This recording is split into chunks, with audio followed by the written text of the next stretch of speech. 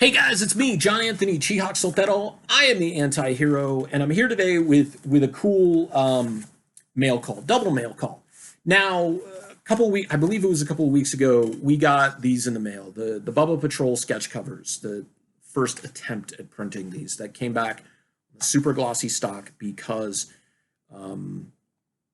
the stock I was looking at, I was grading it from the back side of it, not the front side of it, and that should have been communication between me and the printer, which unfortunately did not happen, which meant because in some ways, especially with my work, I'm a perfectionist, had to get these reprinted. And so, with this, you're probably not going to be able to tell the difference.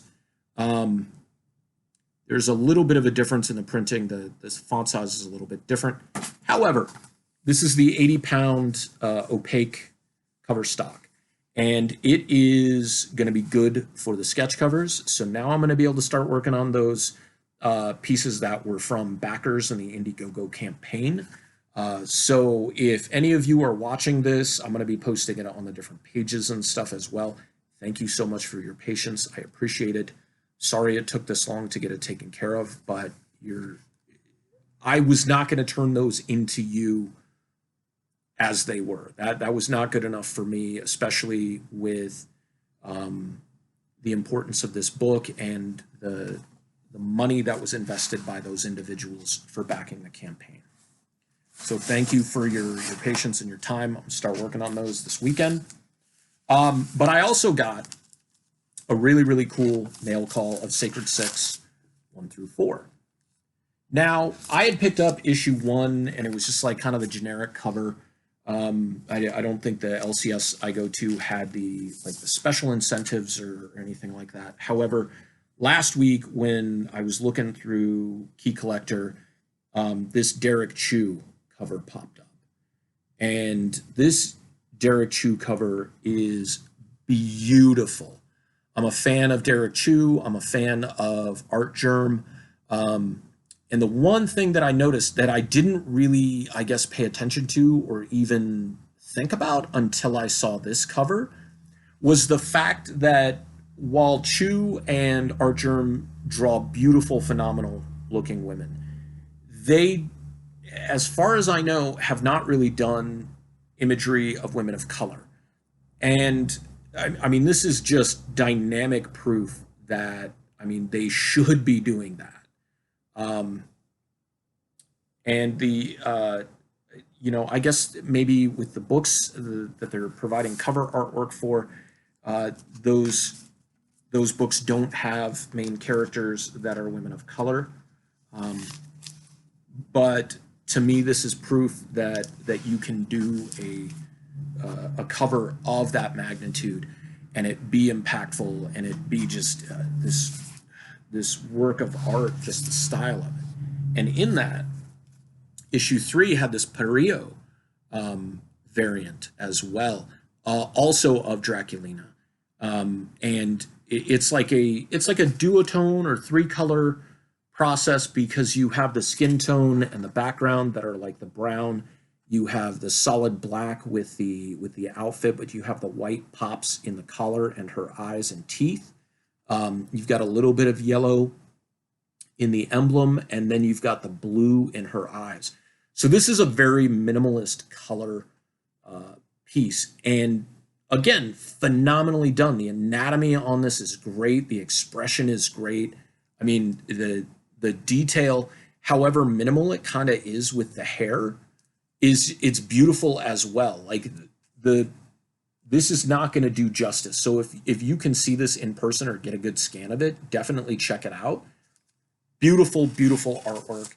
And I haven't read issue number 1, so I don't really know what this is about other than it being a mishmash of the characters from Chaos and formerly Warren and Dynamite Publishing with Vampirella and stuff. So I'm just a big fan of variation in the comics, and I happen to be attracted to women of color. So there's the skin tone and the body type and the cheekbones and facial structure and stuff like that. There's just certain symmetry that goes along with that, and it's the aesthetic carries over beautifully for these covers, and I just hope that that kind of carries over for more books, not just the more independent stuff like Dynamite. I also got issue number 2. I could have gotten the regular issue number 2, but they had the variant, and I mean, this one features Draculina and Nyx, and also Chastity. Chastity was my favorite Chaos character as well. And I believe that's Lilith as well, and Pantha. And the only person missing from it is Vampirella, of course. It's an interesting cover. It's not the greatest cover, but it's pretty cool. I mean, there's some neat details in it, like the laces on Chastity's boots. And then you can't really see it here, but Lilith has like a fishnet midriff going on as well. But again, good variation on the body types with, you know, the curvature in the hips, which I appreciate because that's pretty much how I draw most of my women now. And then I got the 1 in 10 Linsner incentive for issue number 1. And I got to say, I have mixed feelings about this just because as much as I love Linsner's artwork, it's one of those separate the art from the artist kind of moments. Now, when I first started seeing Linsner's work with like Cry for Dawn and things like that in the 90s, it didn't appeal to me. It actually was very, very much of a detractor for me because I wasn't used to seeing artwork and even a lot of women with, you know, with bigger hips and, you know, the gravity to their breasts and stuff like that. And, you know, kind of the more realistic stomachs where, you know, there's room for organs right here. It's not, you know, it's not this like super, super flat stomach, which, you know, almost doesn't exist unless you're standing in the right positioning and stuff like that. And, you know, you barely eat any calories, but, I really appreciate his work now because now I tend to draw my women curvy with bigger hips, bigger thighs, and I'm still working on the gravity with the breasts, but there's kind of a fallback in what I was saying about it. I have separate the art from the artist because back, and I believe it was 2012, if not 2013, at Phoenix Con during preview night. We had set up, we were just kind of hanging out and everything. And there's not a lot of people in the hall. Like, I think they had just opened the hall and like VIPs were coming in and stuff like that. And people were still, a lot of vendors were still setting up. Some creators were walking the floor and stuff like that. And I hear somebody shout down the alley. And I like look down and I see this really big dude with a woman, and there's like a teen. I mean, they were probably about, you know, 7,500 feet away maybe. But I recognized the guy as Joseph Michael Linsner, and the person he was yelling at was a teenager. Couldn't have been more than 18 or 19 years old at the very most. And I guess this kid had like bumped into Linsner's girlfriend, wife, whomever she was.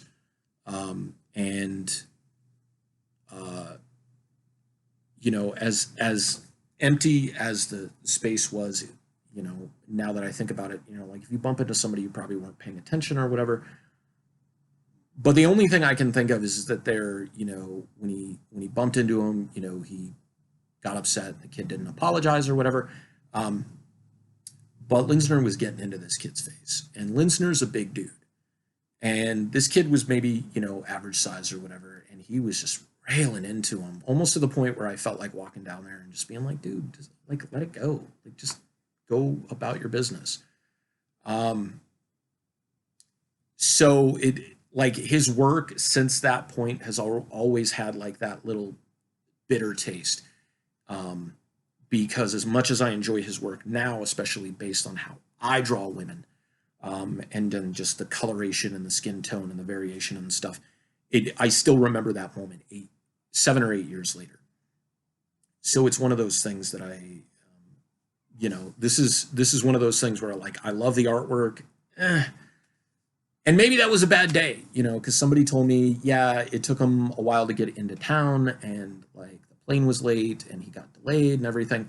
And I'm thinking to myself, well, like, yeah, if that's the case, like, you don't need to be here on preview night. Because, I mean, maybe Friday, Saturday for sure, and you're going to make a good ton of money because you have a big following. Somebody like me needs to be there, has like from opening bell to like when they tell you to get out, because every dollar for me counts when I'm at a con. But a lot of people don't even show up for preview night. A lot of like the vendors do. A lot of the bigger name artists aren't there on preview night. A lot of them get there maybe halfway through Friday. They're there Saturday. They're there part of Sunday, and then they take off. So it was kind of like, well, if he was having a bad day and he got delayed and everything, then why not just, go to your hotel, rest, relax, recoup, and then, go in early the next day. We all are allowed to go in early. So why not? But that's a different mindset that I have now versus back then. So it's one of those things, separating the art from the artist, trying to do anyways. And I think that's something that we all have to try to do from time to time. But that was my mail call. So to let you guys know, also, this is not a mail call. This is an art piece that I just finished. Poison Ivy pinup. This is for sale, but here's the thing. Original artwork, pre-drawn commissions or sketch cover commissions, sketch cards make great presents for the holidays. No matter what you're celebrating, even if you're celebrating something just for yourself and you want to treat yourself, get something fully and totally original. You can buy comics, you can buy prints, you can buy, action figures or what have you. But, when you're supporting like Marvel and DC, that's great. But the independent creator really needs your support right now. This has been a rough year for creators who counted on being at conventions all year long. I'm not saying buy from me directly. If you have to choose between me and somebody else, please choose that other person. I have a full-time job, so I'm doing okay. However, if you really like my artwork, please hit me up for a commission, especially if you do it right now. You can have it in time for the holidays, and I will work with you on pricing. I do have kind of a standard pricing system right now, but I will make sure the book gets to you fully insured so that everything is taken care of. And it's just an important time to support independent creators because small businesses are going under left and right. Independent creators are going further and further into debt because they're not getting the work, going to conventions, and through the conventions getting commission work as well. Etsy, Amazon, and all these other places are starting to take bigger and bigger cuts of sales. So if you work directly with the creator, more of that money is going to the creator. Less control is being taken away. Less funds are being taken away by those other avenues like Amazon and Etsy, or even eBay. So please definitely support your local creators, your small businesses. They greatly appreciate it, and a sale for them means so much more than a sale to Walmart or even a larger comic book store or Best Buy or what have you. And it's something, an original piece like this, for instance.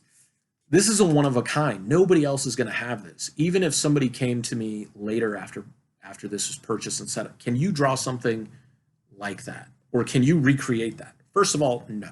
Every drawing I do is going to be slightly different. So whoever has this has this. This is 100% original. It's not going to be reproduced. I'm not turning it into prints. That's just the way it is.